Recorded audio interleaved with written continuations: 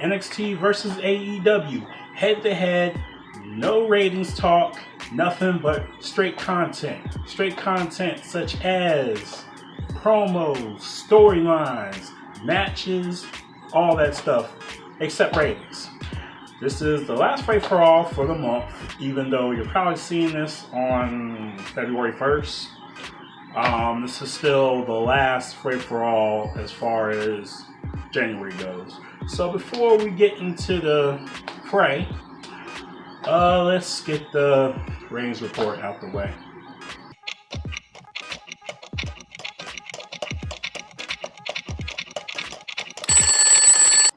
Now that that's over with, we're going to get into things, of course. Once again, I'm in my lab. Both my 3D printers are going, and it is Super Bowl weekend, even though my team's not in it. Bird game for life, baby. Anyway, let's go with the AEW rundown. Personally, I thought this was a very odd start for AEW Dynamite. This is not normally how the flow of the show goes. And I mean, I can almost say the same thing about NXT. When they have promos at the beginning, you know, it's normally quick, then they get to a match. This actually started a very long promo. It was maybe 30-40 minutes till we actually got a match tonight. And I don't know, I don't care for that. And it's not a bad thing. It's just that that's not the flow that I'm used to as far as this. That's just me personally. I didn't care for it. Anyway, how this promo went, it was a Jon Moxley promo. He came out, and it was actually very decent. He said something very intriguing, talking about Chris Jericho saying that he's not really a man, because he basically called him out saying championships mean nothing if you don't have honor, which I agree with. And pretty much he was all like, he wants to fight Jericho now. He didn't want to wait till the pay-per-view. So Jericho comes out, pretty much disses the crowd by calling them idiots. Then he starts talking about Jon Moxley's mother. Then he tells the fans to go to hell. Then he brings out the inner circle. So here's some of the confusing points. So first of all, Jon Moxley, you know, when he brought out the inner circle, Jon Moxley was like, see, there's 6 of you, but there's me and a whole arena, because I grew up in the state of Ohio. I'm like, but that's the audience, dude. They're not in the ring with you, and you really think security's gonna let them come out and fight them? So that's number one. Number two, Jericho was all like, we figured you have something up your sleeve, so we brought out some South Bronx street thugs. Okay, number two. Number three, here's Ortiz, I guess before the South Bronx street thugs came out, he was all like, hooty hoo! Okay, this is not 1994. And last I checked, you're from the Bronx. That is a down south term. So to all 3 of these,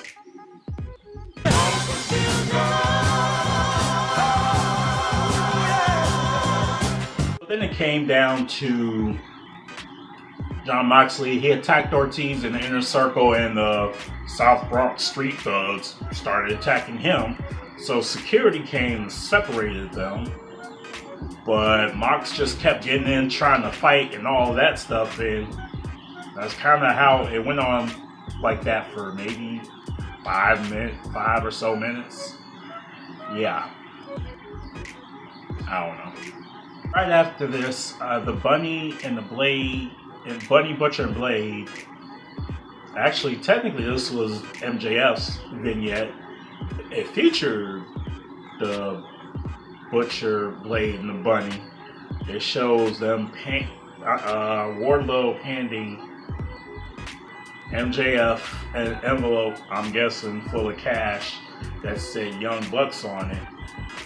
Paid it to the Bunny so that they can beat him up. And of course, this is a reaction for last week when the Young Bucks beat him up and threw him in the pool. So that led to a match between the Blade, Butcher, and Bunny, and the Young Bucks, or Bunny's just there, but I'll get the names eventually.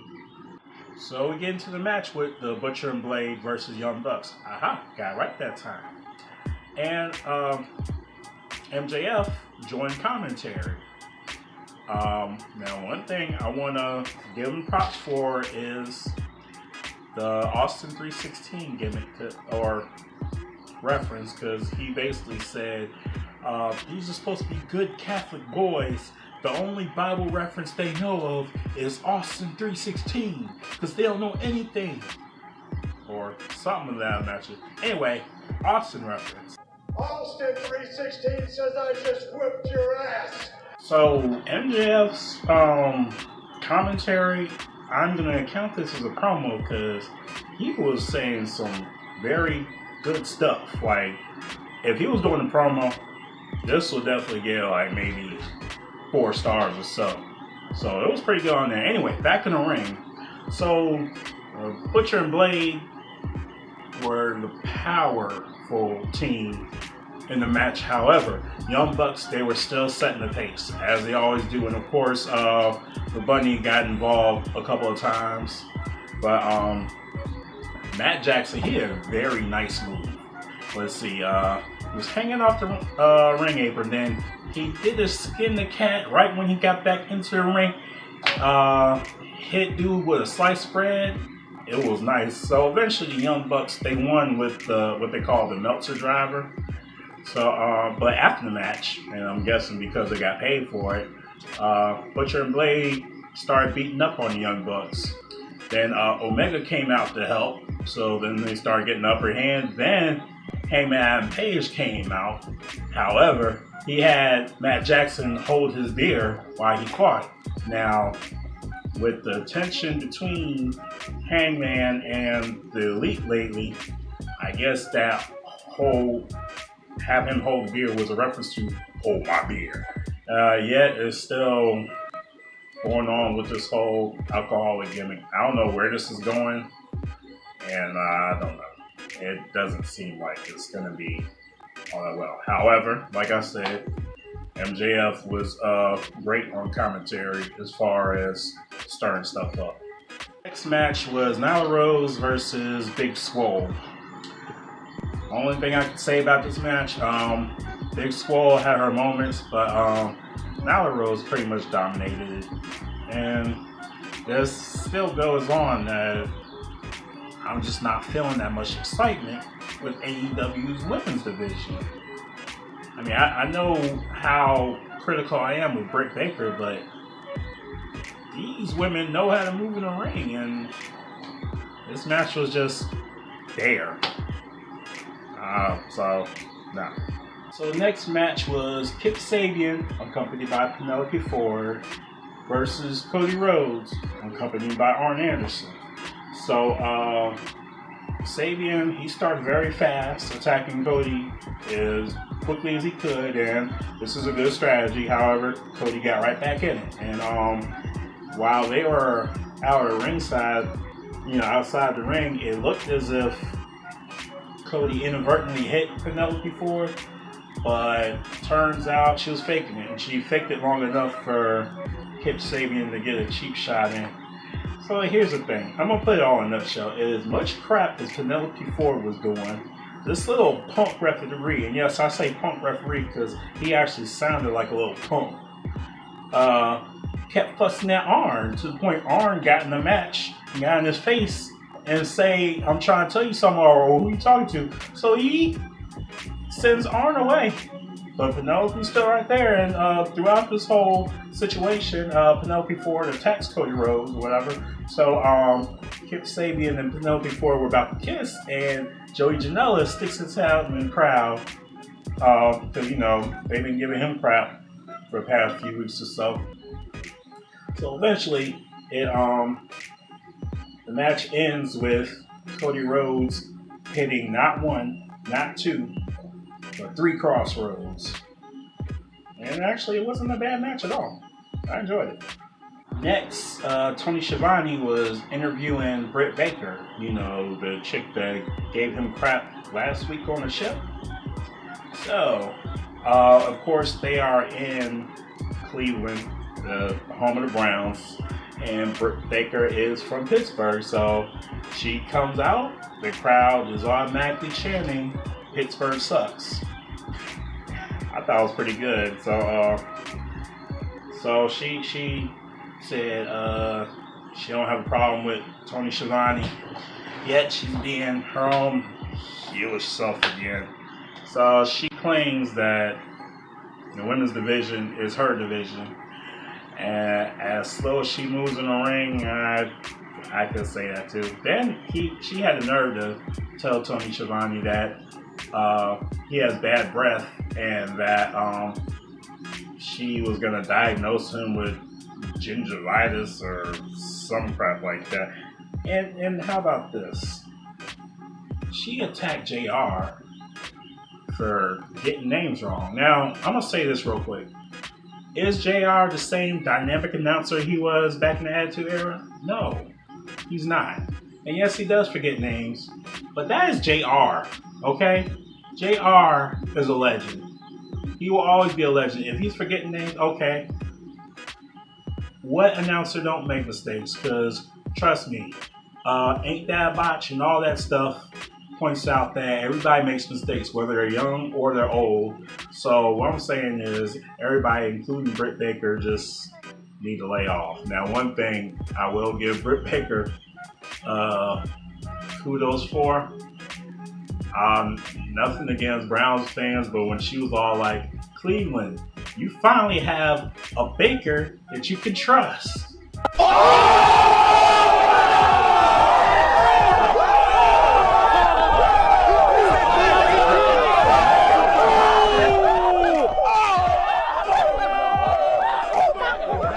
It was actually a very decent heel promo. I mean, it could have been better, but her promo is step up from her moves in the ring. Yeah, I said it. Then there was an Elite interview. I think they were talking about the tag team championships. Of course, it was the Young Bucks and Kenny Omega. Then Heyman Adam Page came drunkenly, might I add, and moving on. Then you had the next match, which is SCU versus TH2. One thing I'm gonna point out here, SCU had both Kobe Bryant's 8 and 24 jerseys. Respect. Actually, a very decent match between the two teams. SCU eventually won with SCU later. And afterwards, the Dark Order came out and they were talking to Christopher Daniels. I think they were just basically saying, "Come join us." That's how that was. Then there was a pack vignette. I can talk about the vignette, but I'm just gonna give my reaction.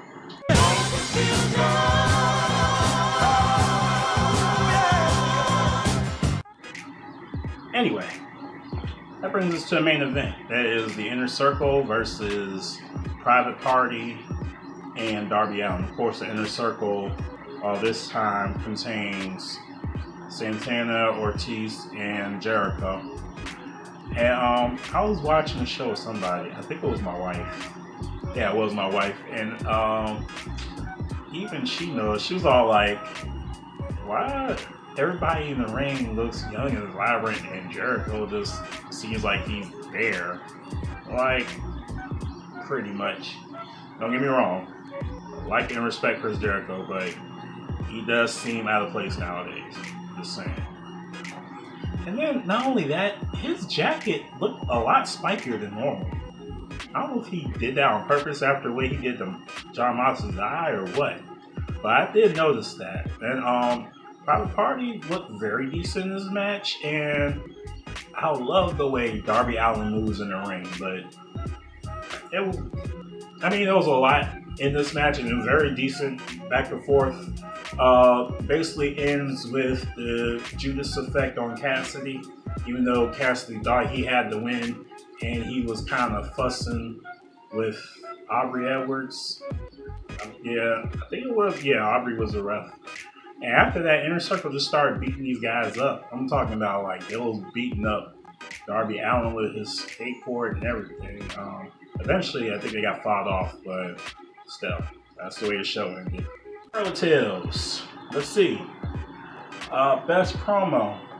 I was going to give it to Britt Baker, but I had to give it to MJF because the way he was on that commentary was amazing. Best storyline, or best continuous storyline, I gave to Mox and Jericho.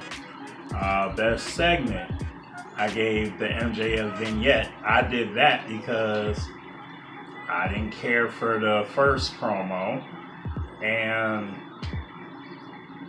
the first segment with the whole hooty hoo and all that, and I'm still confused about Pac segment, so I gave it to that vignette. I know it's rare I give it to a vignette, but I did tonight. Now, crowd favorite, meaning who got the most chance tonight. It's a split between Cody Rhodes and the Young Bucks because both got 3 each. So that was a tie there.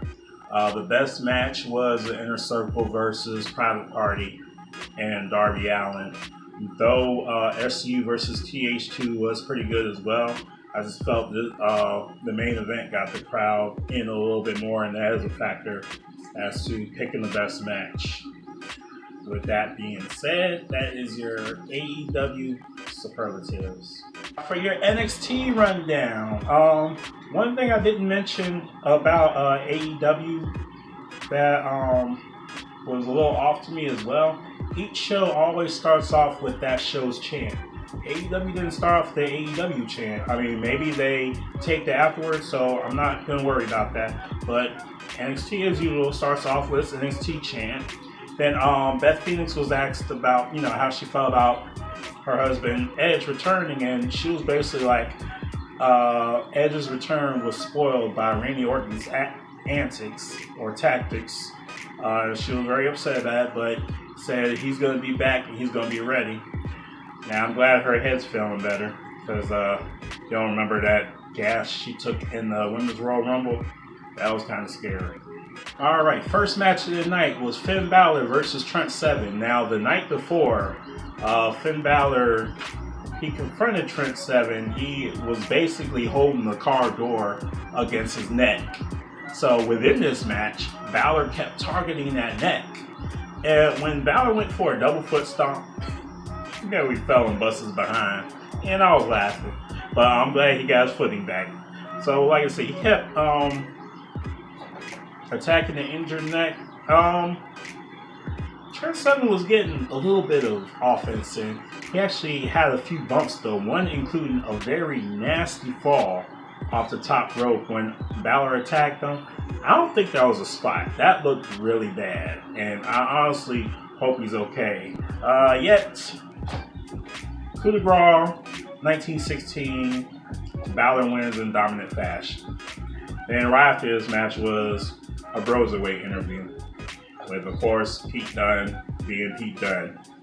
This match, we had Shotzi Blackheart versus Deonna Purrazzo, and you know what? It was actually pretty decent. Of course, Shotzi wins with a senton splash. After this, who comes out? None other than your limitless NXT North American Champion, Keith Lee. And as he comes down, the crowd basks in his glory. Yes, I'm going too much. Anyway, so he comes out. He comes out to "You Deserve It" chants. So that's good. Calls himself the prophecy ender because as far as Undisputed Era goes, he is. And amidst all this, Damian Priest comes out. He's all like, I'm going to take your title. Then Dominik Dijakovic comes out. And he's all like, we go back. We have some battles. If anybody deserves that title, it's you. But if anybody deserves a shot at that title, it's one man. And when he pointed to Damian Priest, like, and that man is not bootleg Marilyn Manson.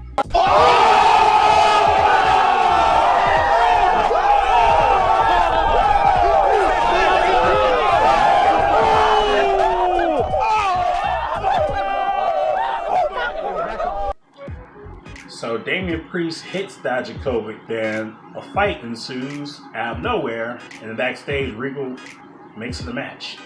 So that leads us into the next match. It was a good match, though. Parts of it kind of looked like Damian Priest was dominating most of the match, and he even did this dangerous-looking reverse Rana. But eventually, Dijakovic hits the feast of your eyes and gets a very, very hard-fought win. And I like the way this started. It wasn't planned. Boom. That's what I'm talking about. The whole Ciampa segment started off with the interview. He was holding like a bat or a pipe or something. Went to commercial, so they came back from commercial, and I guess supposedly everybody, all the Undisputed Era except for Adam Cole was knocked out, though I only saw Bobby Fish on the ground. So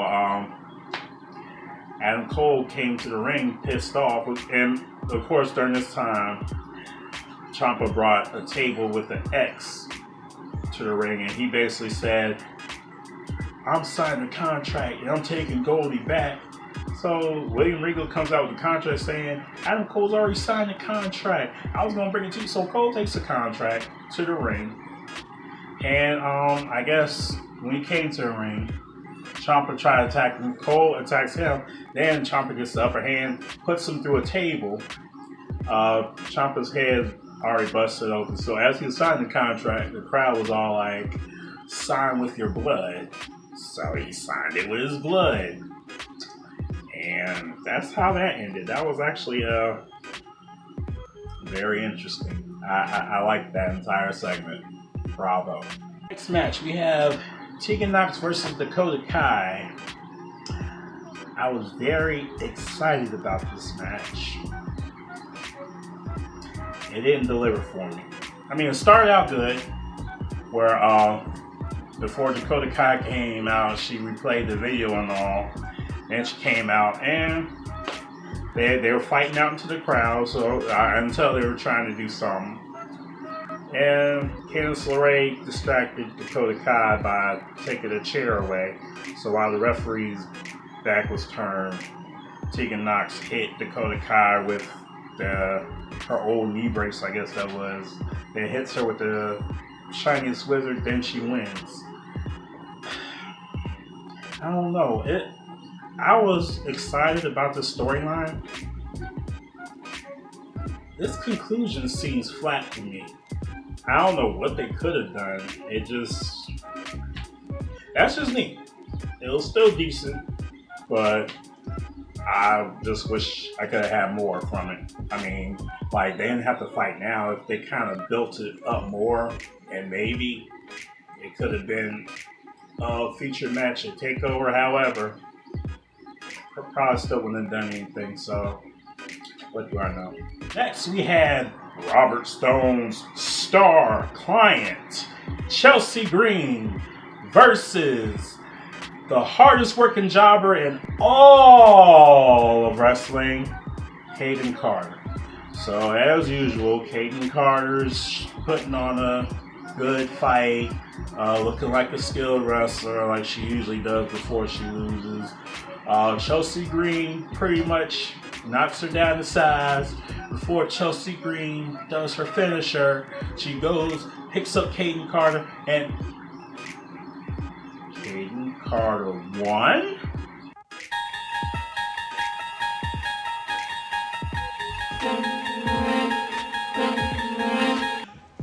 serious? This is different.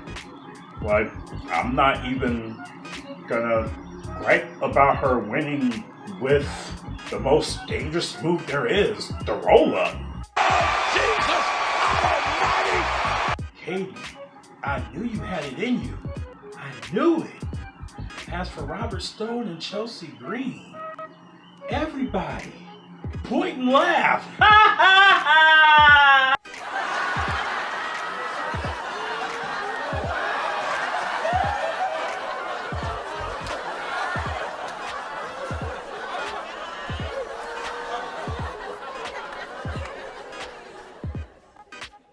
Main event, we have the Dusty Rhodes Tag Team Classic final match between Broserweights and Grizzled Young Veterans. This match was amazing. These guys had great chemistry. I loved every second of it. One part I did not care for, Matt Riddle went for a kick. The kick did not... Well, pretty much, it was a botch! Ladies and gentlemen, welcome to another installment of Ain't That a Botch? And once again, we find ourselves in NXT. I don't know if I'm really used to this, but hey, everybody botches now and then. And you know what? Henry, go ahead and roll that footage. Just not enough, but Drake has got to get over there to make the tag. Reckless kick from Riddle, didn't get all of it. Reckless kick, didn't get all of it? Really, Nigel? You know what? If you didn't say anything, we would have just thought that Riddle missed the kick. And because it wasn't sold all that well, but by you saying reckless kick didn't get all of it, now we know it's a botch. So thank you very much, Nigel. You messed it up for NXT. You know what? I'm not even messing with that today. Back to the fray. This match was so good, it got a Holy S chant, which is almost as good as a This Is Awesome chant, which we didn't get any tonight at all. That's very rare for Wednesday nights. Anywho, Broserweights win, and they are your I guess this will be 2020, even though it started in 2019. Anyway, they are the Dusty Rhodes Tag Team Classic winners. Congratulations to these guys. You deserve it. I wonder where you're going to go from here. Are they going to keep y'all as a team and y'all go on to do great things? Maybe beat Bobby Fish and Kyle O'Reilly for the tag team titles? Or are they going to do something crazy like put you guys to Raw and SmackDown? I hope not, because you guys are awesome. I mean, not anything against Raw and SmackDown, but those of you that know me, I think of Raw and SmackDown as a very different environment from AEW and NXT. Anyway, that was your NXT rundown. Superlatives for NXT. Best promo, I gave to Keith Lee. Best storyline, I gave to Tommaso Ciampa and Adam Cole. Best segment was the Ciampa and Cole segment. And crowd favorite was Broserweights. They actually got 4. And best match was the Dusty Rhodes final match. That's your NXT superlatives. So let's see who won Fray4ALL tonight.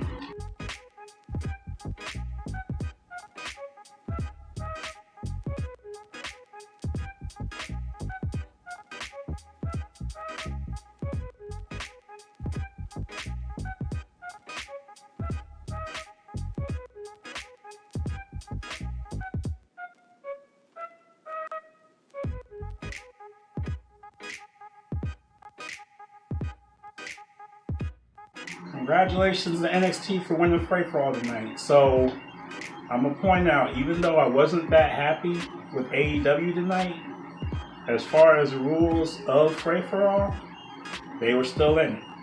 Like I said, it's not based on ratings. It's not even how I feel about the show. It had a very good chance of winning. And I will say this. I gave best match to AEW. Honestly, I think NXT's main event was a little bit better, but I had to give it to AEW because of that botch. I'm fair. However, with AEW losing tonight, they lost their chance to tie the overall series. And since 10 of my episodes are on Facebook and not YouTube, I'm going to start posting the overall series at the end of each show. So far, NXT has 8, AEW has 6. And we're going to see how it plays here on out from now on. Thank you for tuning in. Please like, subscribe. Please leave a comment below. Whether you hate the show, whether you love the show, I'm ready to talk. Yeah.